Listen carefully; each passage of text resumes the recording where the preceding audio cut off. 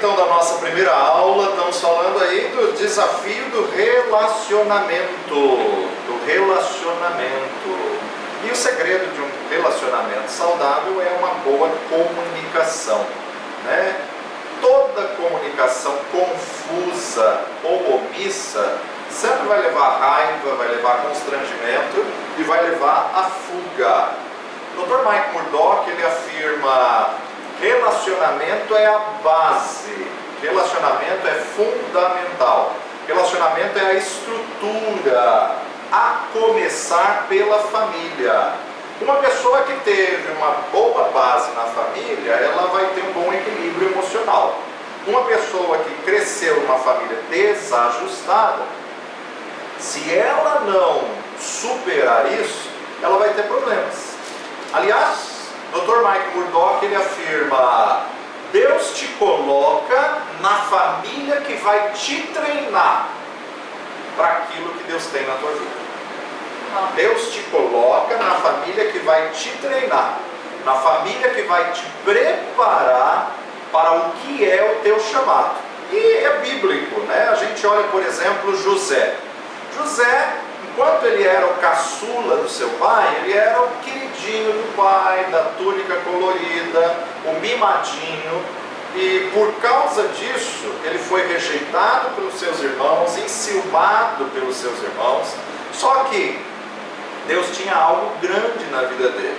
Então era necessário ele ser rejeitado, era necessário ele ser vendido, ele ser negociado, era necessário ele ser lançado na cisterna, era necessário ele ser comprado pelos midianitas, era necessário ele ser vendido para Potifar, ir para Potifar e sair da casa de Potifar caluniado, difamado, superar a vergonha, a afronta, superar a prisão. Pois imagina, um hebreu prisioneiro ir para governador do Egito.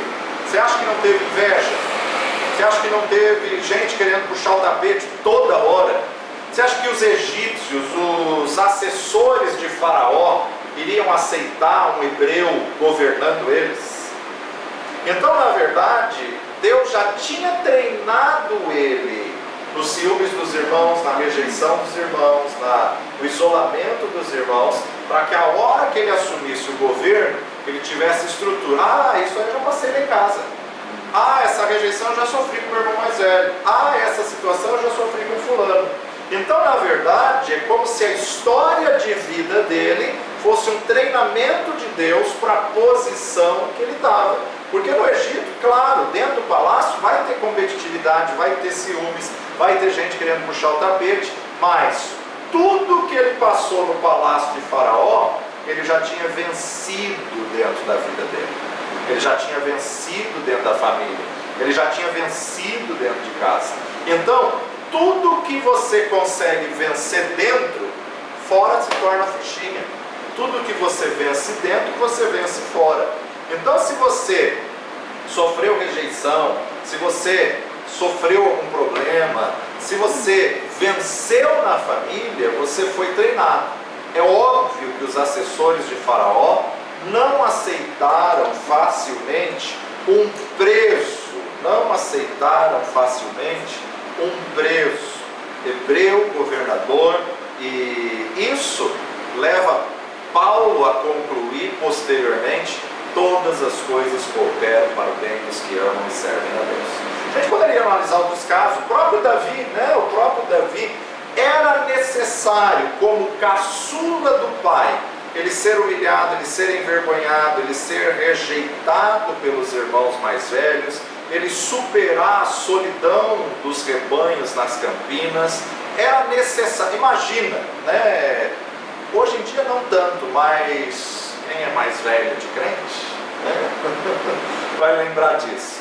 Quando um pastor ia na casa, era um negócio assim, né? Vamos chamar a família toda, vamos chamar todos os filhos, o pastor vai vir aqui em casa hoje, né? Imagina na época de Davi, um profeta da estirpe de Samuel e na casa de Jessé. Gente, vai chamar todo mundo. Todos os filhos têm que estar em casa para pedir a bênção do profeta. Todos os filhos têm que estar em casa para ver Porque um profeta da estirpe de Samuel chegar na casa de uma família, isso era algo muito importante. Só que propositalmente deixa Davi no campo. Porque era vergonhoso para uma família dizer que o filho caçula que cuida das ovelhas. Porque dizer que o filho caçula cuida das ovelhas dá uma conotação de uma família pobre que não tem condições de pagar com alguém para cuidar das ovelhas. Por outro lado, há uma incógnita aí se Davi era filho do relacionamento conjugal de Jessé ou de um relacionamento extraconjugal de Jessé, para que ele depois pudesse compor: em pecado me concebeu minha mãe. Então, na verdade, a gente começa a observar alguns pontos aí interessantes, pontos que era necessário ele viver isso, ele sofrer isso, ele passar essa resistência para que ele pudesse então superar quando ele estivesse no governo, que ele pudesse superar quando ele estivesse como rei. Suportou a fuga do rei Saul, por isso que ele foi o maior guerreiro. E uma autoridade espiritual e política que se levantou contra ele, que ele não podia matar, mas que desenvolveu em Davi uma capacidade de estrategista de guerra. Descobriu como se esconder, onde se esconder, como fazer. Olha todo o sofrimento que Davi teve. Todo mundo fala que foi um reinado sem igual, mas ninguém quer passar o treinamento que ele passou. Todo mundo quer a posição da tua vitória, mas ninguém sabe o preço que você pagou para chegar nela. Então, na verdade, a gente vê que a nossa história de vida é uma escola. A família que você nasceu, cresceu e constituiu é uma das escolas que Deus usa para te preparar para aquilo que você vai passar na sua história.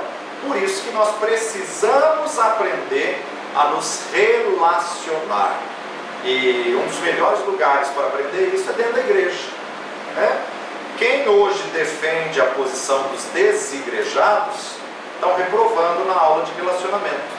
Estão reprovando na aula de suportar os irmãos em amor. Olha que maneira bonita, que maneira eficaz que Deus treinou Paulo. E Deus colocou Paulo como perseguidor dos cristãos por zelo ao farisaísmo, por zelo ao Pentateuco. Só que Saulo, ele foi treinado na adversidade. Ele foi cúmplice do apedrejamento de Estevão e, segundo historiadores, de muitos mais outros cristãos. Saulo foi treinado e viu Estevão, mesmo prestes a ser apedrejado, a ser morto, não negou o nome do Senhor. Isso formou em Paulo, forjou em Paulo a perseguição que ele iria sofrer lá na frente, vinha sobre a mente dele. Estevão não desistiu. Quando eu estava perseguindo aqueles cristãos, eles não desistiram. Eu também não tenho direito de desistir. É como se ele fosse sendo treinado, forjado, perseguindo, para que ele, quando ele fosse perseguido, também não esmorecesse, também não fraquejasse. Deus sabe como tratar cada um, como treinar cada um, como forjar cada um. Nós temos que aprender a aprender com o que Deus nos proporciona. Olha, por exemplo, Moisés, a forma como Deus forjou o mediador do Antigo Testamento. Nasce num período que Faraó manda matar todos os meninos com menos de 2 anos. Nasce num período de aflição, de luta, de dor. Nasce num período de perseguição, quando o povo hebreu era escravo e estava no auge da escravidão. E aí, o que acontece? Você consegue observar que Deus proporcionou que isso fizesse com que Moisés fosse para dentro do palácio, porque Deus precisava de alguém que fosse formado no intelecto, no conhecimento, nas faculdades, nas melhores universidades egípcias, que foi o caso de Moisés com o neto de Faraó. Só que o que a faculdade formou Moisés em 40 anos não foi suficiente para o que Deus queria usar ele. uma fatalidade, vai defender um hebreu, mata um soldado egípcio, pela lei egípcia o assassino tinha que se exilar 40 anos em terra estranha, ele se exila 40 anos no deserto de Midian. O que a faculdade egípcia não formou Moisés, o deserto de Midian forjou Moisés. Agora, como que ele vai coordenar um povo de 3 milhões de pessoas no deserto, se ele não vivesse a experiência do deserto antes? Deus não é incoerente de te colocar numa posição sem te treinar primeiro. Então ele tem que te treinar primeiro. E o que muita gente não entendeu dentro da igreja do Senhor Jesus Cristo é que a igreja, a família de Deus, o corpo de Cristo, nos treina, nos lima e dói, arde. Só que o que acontece? A maior parte dos imaturos, aconteceu esse probleminha na igreja, vou para outra. Chega na outra, repete o mesmo problema, vou para outra. E ao invés de ser ovelha do aprisco, se torna borboleta. Ora pousa aqui, ora pousa ali, ora pousa lá, ora pousa lá, até chegar à conclusão que é melhor viver sem igreja. Não é. Não é. Você viver sem igreja, você vai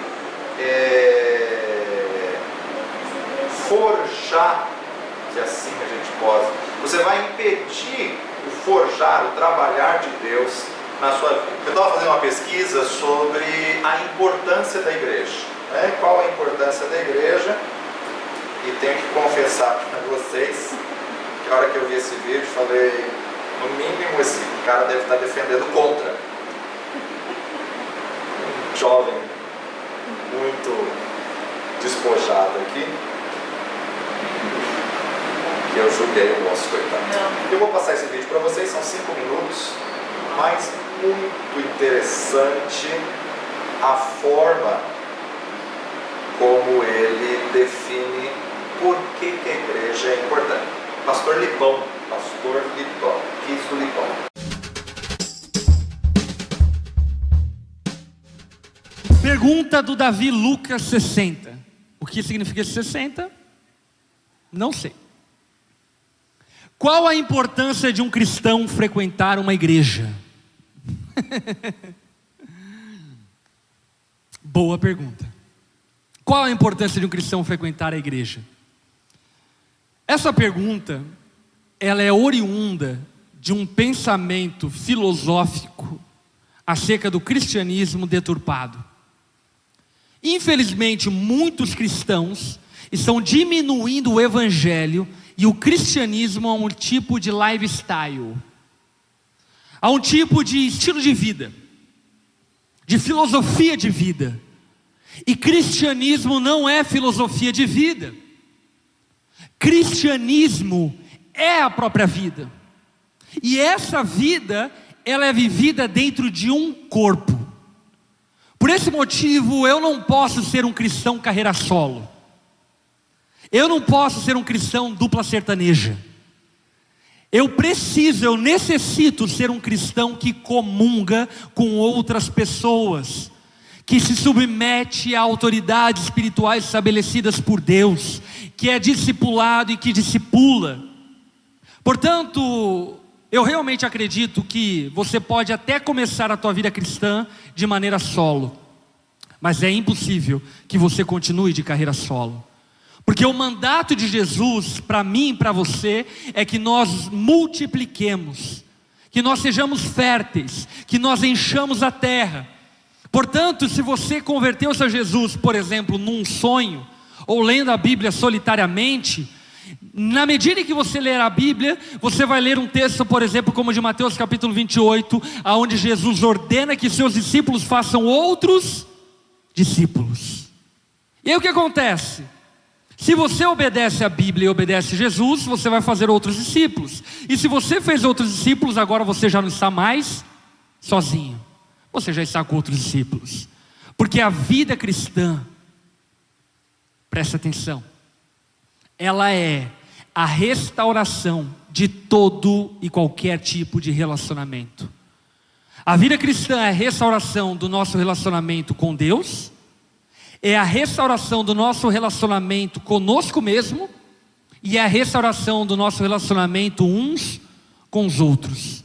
Por esse motivo, 1 João vai dizer de maneira tão veemente: se você diz que ama a Deus a quem não vê, e não ama ao seu irmão a quem vê, você está mentindo.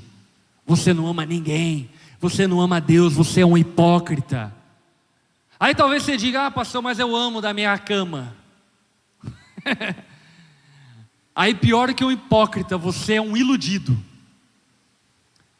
A Bíblia diz que se nós amamos apenas de palavras, nós não amamos. A Bíblia vai dizer para nós não amarmos apenas de palavras, mas amarmos de ações e gestos.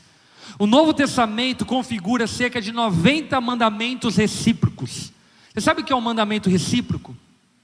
Mandamento recíproco é assim: servir uns aos outros, amai-vos uns aos outros, sujeitai-vos uns aos outros. Existem 90 mandamentos como esse. Sendo assim, responde uma coisa: é possível praticar cristianismo e obedecer 90 mandamentos recíprocos consigo mesmo? É possível você sujeitar-vos uns aos outros, não se relacionando com outras pessoas? Não. Agora, nós precisamos entender o que é igreja. Igreja não é reino de Deus. A igreja é serva do reino de Deus. O problema é que muitas pessoas se frustram, se decepcionam com a igreja, porque esperam encontrar na igreja aquilo que elas deveriam esperar encontrar em Deus. E esse é o erro. A igreja é lugar de servir. A igreja é lugar de amar. A igreja é lugar de sujeitar-se uns aos outros. A igreja não vai dar a mim aquilo que Deus pode me dar. A igreja não vai responder as respostas que somente Deus pode responder. Portanto, precisamos equalizar as coisas e colocar as coisas cada um no seu devido quadrado. A igreja não é reino e o reino não é igreja. A igreja é lugar de servir e o reino é lugar de buscar e de encontrar. Portanto, é extremamente necessário que o cristão frequente uma igreja, porque é lá que ele vai praticar a vida cristã de fato e experimentar a glória de pertencer a uma família, porque no fim das contas Deus veio fazer uma família. Ele não veio te tirar do inferno, Ele veio chamar uma família para ceiar junto com Ele na sua casa e comer junto com Ele na sua mesa. Portanto, cristão que quer viver solitariamente precisa reconsiderar a sua fé, ou pelo menos começar a ler a Bíblia. Já ajuda bastante. E quando você começar a ler a Bíblia, você vai compreender e entender que é impossível ser um cristão sem outra pessoa do seu lado.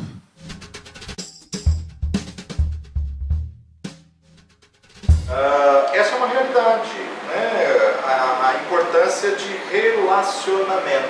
E é incrível que a gente olha a matéria, né? Relacionando-se no corpo. O que essa matéria vai falar, né?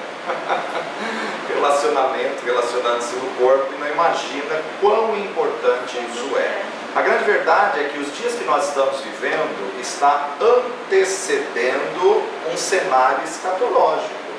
E isso, quando entrar mesmo o cenário escatológico, vai voltar a ter os mártires, vai voltar a ter pessoas que vão morrer pelo Evangelho no Brasil, pessoas que vão entregar a própria vida para que a mensagem continue sendo pregada, continue sendo propagada. E isso, o movimento de corpo, ajuda um ao outro a não esmorecer. Por isso que a palavra de Deus diz que é melhor ser dois do que ser um. Então nós estamos hoje passando por um período de pressão extrema, mas se chegar ao ponto de questionar se você nega ou não nega o nome do Senhor, você não pode negar. Isso são coisas inegociáveis. E Deus está treinando os seus soldados para os últimos tempos que virão. A gente não sabe quantos anos isso vai demorar, se 10, 15, 20 anos, mas é fato que virá. Período esse que você precisa aprender a viver de forma mais básica, né? Do básico do necessário. Então existem alguns comportamentos que eu destaco para ver se o relacionamento que você firmou, se é um relacionamento saudável ou não. Com os irmãos em Cristo mesmo. Esse tipo de relacionamento, eles têm sido um lugar seguro, aonde você pode ser você mesmo nesse relacionamento? Porque se você não pode ser verdadeiro, franco, transparente, isso não é um relacionamento saudável. Segundo lugar, esse relacionamento que você encontrou é o relacionamento que você procura quando precisa de ajuda? Porque um relacionamento que você só mantém quando você está bem, quando você dá festa, quando você faz churrasco, quando você tem o que servir, isso não é um relacionamento saudável. Os bons relacionamentos é aquele que você pode contar quando você necessita de ajuda, quando você necessita de socorro. Você pode ser você mesmo quando você está com esta pessoa, ou você precisa fingir, falsificar, esconder ou vestir uma máscara? Esse tipo de relacionamento que você está te sufoca ou te liberta?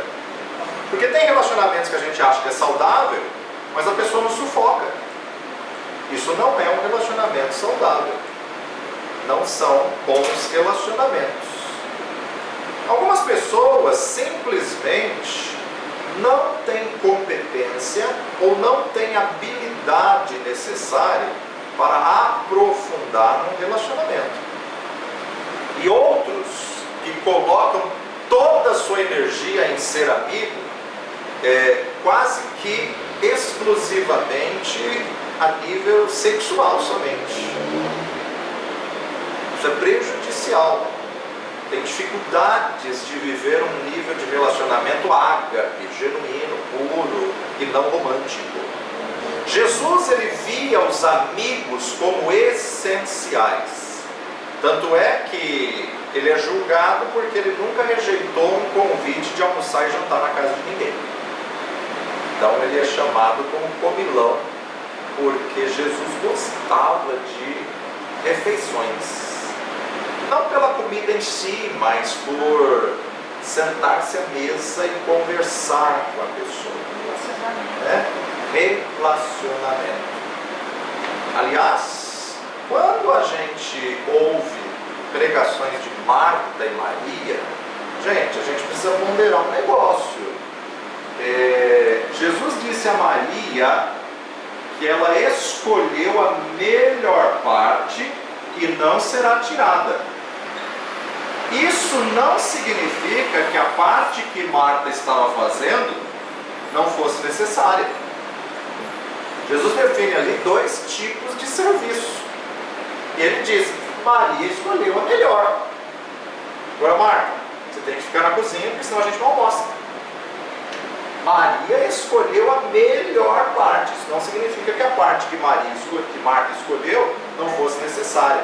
Agora, pensa, né? Hoje em dia, você tem micro-ondas, você tem cafeteira elétrica, você tem freezer, você tem geladeira, você tem o juicer que bate tudo ali e tal, né? Tem gás, fogo a gás.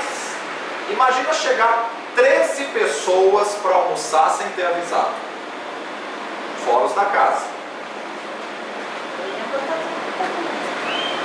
Então, na verdade, quando Jesus ia, ele ia com os 12. Chega os 12 mais Jesus, alguém tem que fazer sala e alguém tem que ir para a cozinha. Agora, fazer comida, pelo menos para 20 pessoas. Estudiosos afirmam que Marta, Maria e Lázaro era como se fossem empresários da cidade que tinha funcionários, tinha empregados dentro de casa. Só que Marta decide ir para a cozinha coordenar os serviços da cozinha, que era necessário. Tá? Porque senão Jesus diria: Marta, deixa isso tudo aí para lá e vem, senta também aqui. Não. Maria escolheu a melhor parte que não será tirada. Mas a parte de Marta também é importante, também é necessária, também precisava ser feita. Então, algumas pessoas simplesmente não têm a competência ou a habilidade necessária para aprofundar o relacionamento. E ainda há alguns outros que não entendem essa dinâmica de ações diferentes. Jesus modificou muitas coisas ao dizer aos seus discípulos que iriam deixar de chamá-los de servos ou escravos, na verdade, e passariam a ser chamados de filhos. Só que chega a um novo nível mais profundo, que deixam de chamar de filhos e passam a se chamar de amigos. Já vos não chamareis mais de servo, porque o servo não sabe o que faz o seu Senhor. Olha lá, João 15:15. Evangelho de João 15:15. Já vos não chamarei de servos, porque o servo não sabe o que faz o seu Senhor. Tenho-vos chamado de amigos, porque tudo quanto ouvi de meu Pai, vos tenho feito conhecer. Não escolhestes vós a mim, mas eu vos escolhi a vós e vos nomeei, para que vades e deis frutos e o vosso fruto permaneça, a fim de que tudo quanto em meu nome pedirdes ao Pai, Ele vos conceda. Com isso, Jesus fez a distinção entre dois tipos de relacionamento: servos, escravos ou amigos. E interessante que isso forma duas mentalidades dentro da igreja. Interessante que, por exemplo, quando você fala que aquele crente tem a mentalidade de servo, ele tem a mentalidade de escravo. Ele tem a mentalidade do filho, o irmão primogênito. Senhor, Pai, te sirvo há tantos anos e o Senhor nunca me deu um cordeirinho para me alegrar com os meus amigos. Peraí, a mentalidade dele é de escravo. Agora, embora o pródigo tenha saído de casa, a mentalidade dele era de filho. Ele volta para casa para ser um escravo do pai, e o pai fala: não, põe um anel, troca sandálias, dá uma roupa nova, mata o bezerro cevado. Ele não se culpa e não se condena por já ter gasto toda a herança que lhe pertencia. Ele assume de novo a posição de filho. Então a gente começa a observar que o servo, ele trabalha por obrigação. O filho, ele trabalha por uma herança. Agora o amigo, ele trabalha por amor. Sabe aquela pessoa que é amiga e que quando chega e vê você trabalhando, fala: daqui, deixa que eu faço isso. Ele não está interessado na herança, ele não está interessado numa remuneração, numa recompensa. Ele faz porque quer aliviar a sua carga. Então você vê 3 níveis de relacionamento diferentes. O servo trabalha porque foi mandado. E o pior servo é aquele que faz só o que foi mandado fazer. O filho trabalha porque tem uma herança. Mas o amigo trabalha por amor. O amigo, você deixa saber o que está acontecendo em sua vida. O amigo, você compartilha segredos. Agora, você tem que ter maturidade de reconhecer segredos que foram compartilhados por amizade, nem sempre podem se tornar públicos. É maturidade de relacionamento. Coisas que te foram confessadas, você não tem o direito de expor. Outra coisa que nós precisamos entender em relacionamento: a pessoa A encontra um amigo da pessoa B. A pessoa A é amiga da pessoa B. Nem sempre a pessoa B é amiga da pessoa A. Minha mãe fala que todo melhor amigo tem um melhor amigo. Não necessariamente é você.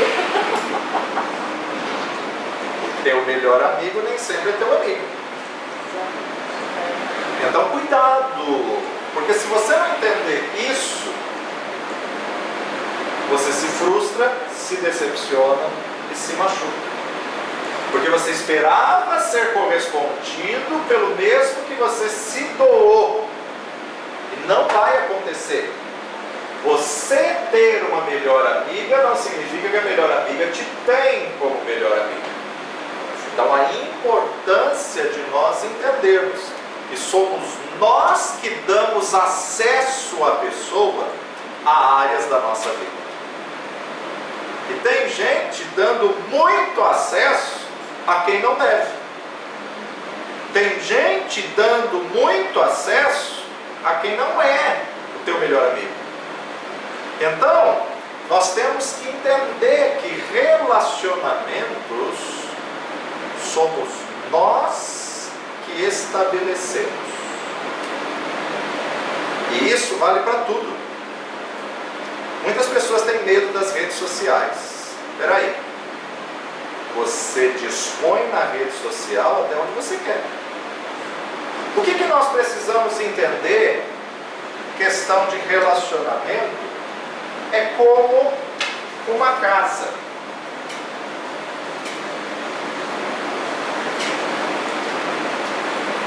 Vamos imaginar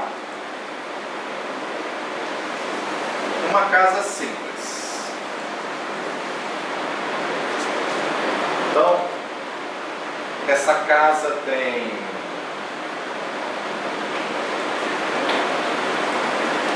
um quarto. Esse quarto com suíte.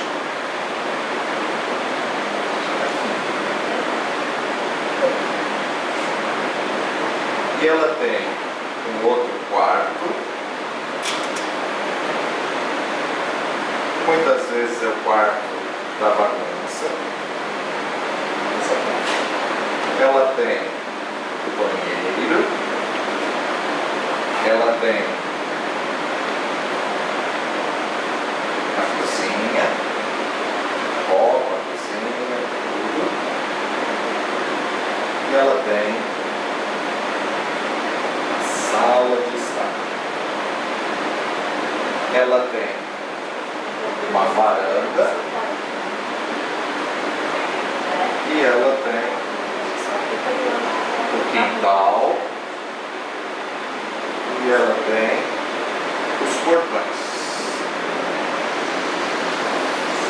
Casa simples.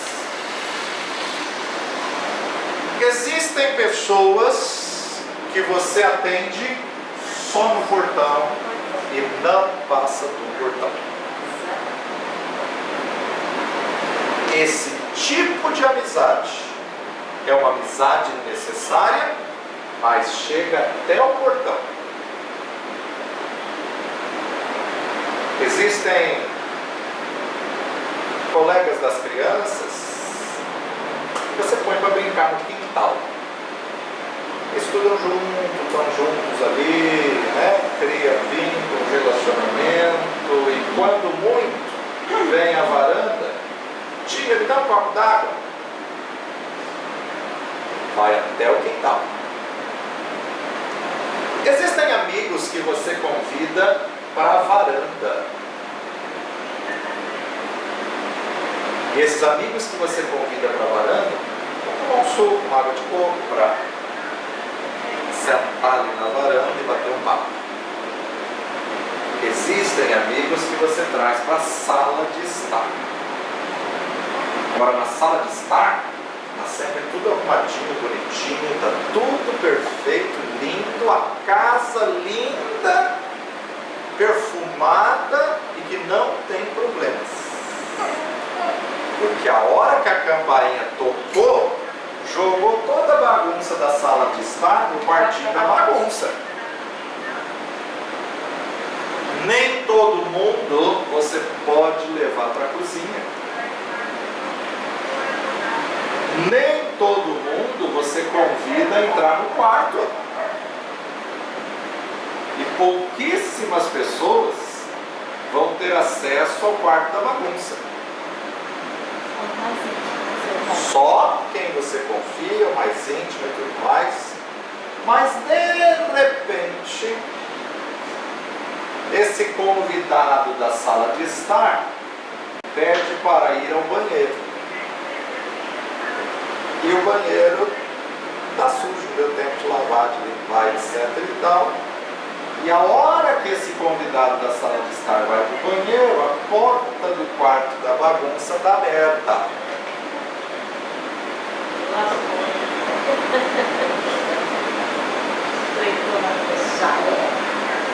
Agora detalhe, esses cômodos é você e não a sua casa. É você que decide até onde cada pessoa pode ir. É você que decide até onde cada pessoa tem acesso. Por que muitas pessoas se machucam? Porque convidam para a intimidade, porque convidam para o quarto quem deveria ficar até a varanda só. Porque convidam a entrar na cozinha quem não deve passar da sala de estar. Muitas pessoas se machucam nos relacionamentos porque dão acessos errados a pessoas que não deviam. Então nós temos que entender.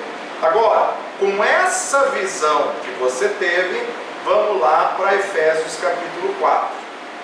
Efésios capítulo 4, e vamos ampliar esse texto de Efésios.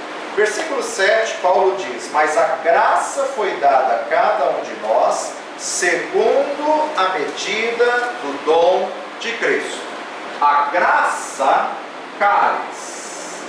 caris, revestimento, capacitação. A raiz da palavra carisma. A graça, o caris, o revestimento foi dado a cada um segundo a medida do dom. Segundo a medida do dom. Se você foi chamado para um dom específico, Deus tem a graça desse dom de você. O doutor Adalto ficou maravilhado quando eu levei ele no consultório da doutora. Ele veio falando no carro, né? Gente, ela tem chamado para isso, ela tem a graça para isso. Se eu morasse aqui, eu já ia mudar de dentista.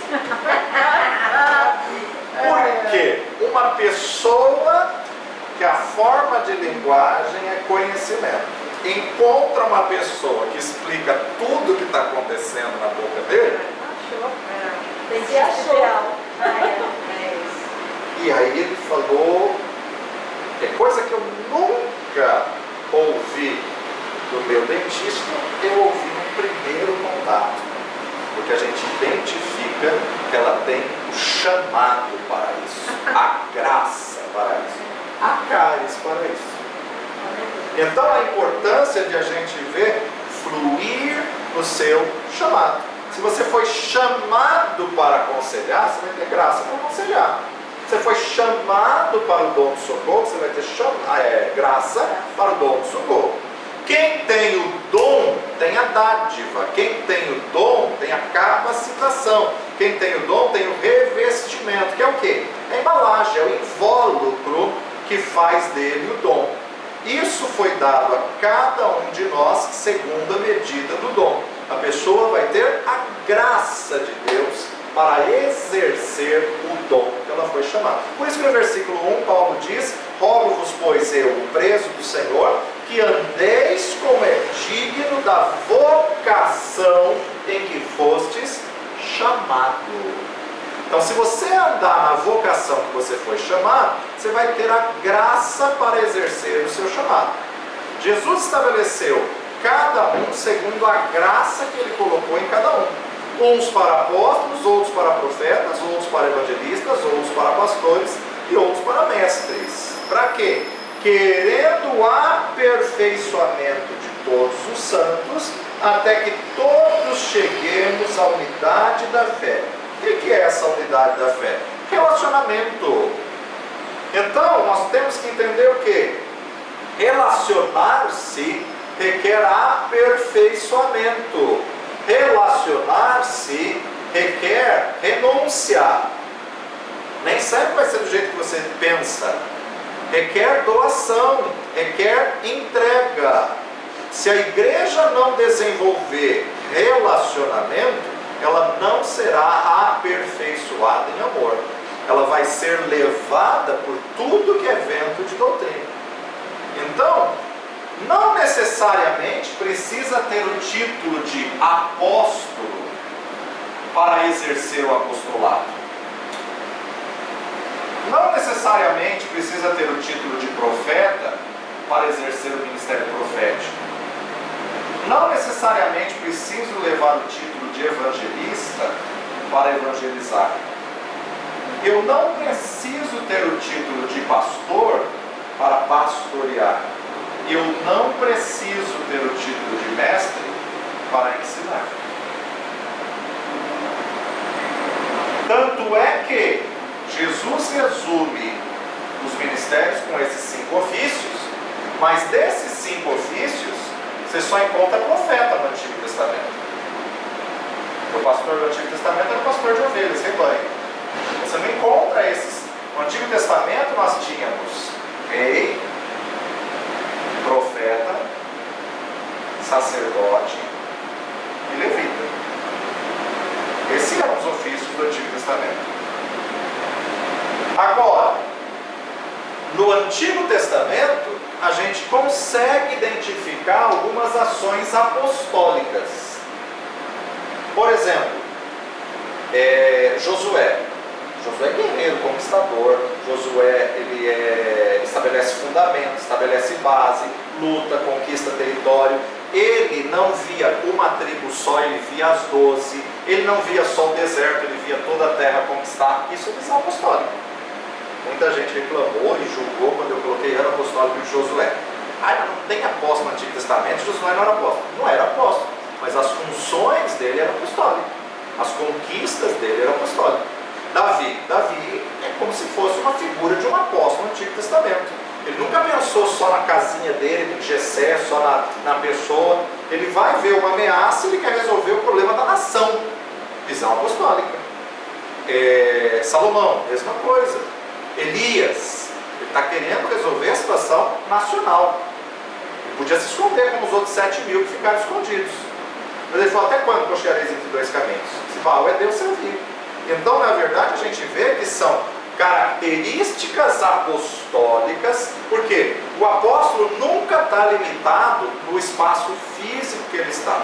Ele sempre tem a visão global, sempre tem a visão ampla. Mas nessa visão global e nessa visão ampla, algumas pessoas precisam ser pastoreadas individualmente. Então necessita do pastor. Não dá para ser um ministério só com apóstolo. Precisa do atendimento. Tem gente que precisa da atenção particular, individual, pessoal, e nós mesmos tem momentos que precisamos de alguém, de uma pessoa, às vezes sequer, que ore conosco. Quem é o seu parceiro de oração que você confia? Você precisa ter pelo menos um. Tá? Você não vai ser amigo íntimo de todos, mas você precisa encontrar pelo menos um. Então não precisa necessariamente ter o título do Antigo Testamento, mas as funções a gente consegue identificar nos personagens que se destacam no Novo Testamento sem o título. Deus não vem buscar células soltas. Deus não vem buscar membros soltos, partes do corpo dilacerado. Deus vem buscar um corpo, do qual Jesus é a cabeça e do qual nós somos membros. Não existe membra. Somos membros deste corpo. E este corpo é a noiva do Cordeiro, o corpo de Cristo. isso. E nós precisamos aprender a nos alinhar, a nos ajustar, a nos relacionar, porque se um membro, se um órgão do corpo está em rebelião com os outros órgãos, todo o corpo padece, podendo levar o corpo ao óbito. Tá? Se o rim paralisa e se nega a fazer seu papel, começa a primordiar-se, mas se não fizer o transplante, morre. Por quê? Porque um membro do corpo se rebelou. Um membro do corpo decidiu não fazer o que ele foi chamado para fazer, que é filtrar o sangue. A importância de filtrar, a necessidade de filtrar. Isso é o que a nossa matéria vai trabalhar nessa semana, relacionando-se no corpo. Vamos estar falando sobre os perfis e comportamentos de personagens bíblicos que nos ensinam acerca da importância de um relacionamento saudável. Não aquele que sufoca e muito menos aquele que aprisiona ou que manipula, que domina, que intimida. Tá? Essa é a nossa primeira aula e amanhã estamos gravando a segunda e enviando assim sucessivamente. Pai de amor e Deus bendito, te agradecemos pela riqueza da Tua Palavra, te agradecemos pela verdade da Tua Palavra. Firma em nós essa verdade, dá-nos esse discernimento para que a cada dia possamos colocá-la em prática nas nossas vidas, para que tenhamos relacionamentos saudáveis e possamos chegar à estatura de varão perfeito, para a Tua honra e Tua glória, no nome precioso de Jesus. Amém e amém.